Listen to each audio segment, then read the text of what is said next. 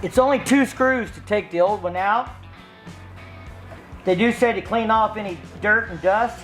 And this has got like almost a little bit of a melted spot from the old rubber seal, the old rubber gasket. So we're gonna clean all that up in here.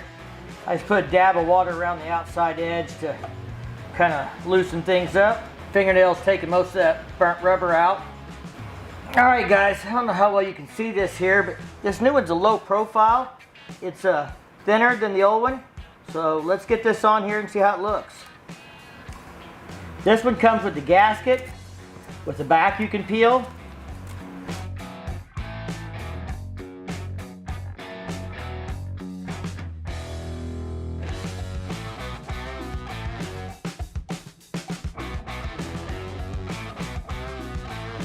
This one did not come with the red and white one cable inserted into the pin. The red is for your brake and the white is your running light.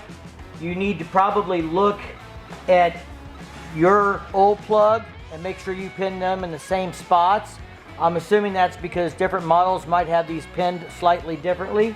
So they only pin the ground and then you pin your brake and your white, which is nothing. You just slide them in this white plug until they clip in. You just gotta make sure you got them in the right slot because it looks like there's 4 slots and 3 wires. I went ahead and tested these before I'm screwing it back together so we can make sure it's good.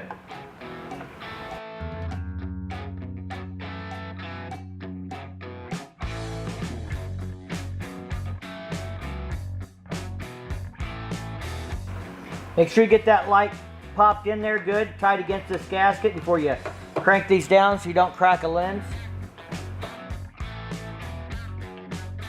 All right, let's turn the lights off, see how this thing looks compared to the old one. All right, we're tuned in on the brake light and tail light. Let's turn this thing on, see how it looks.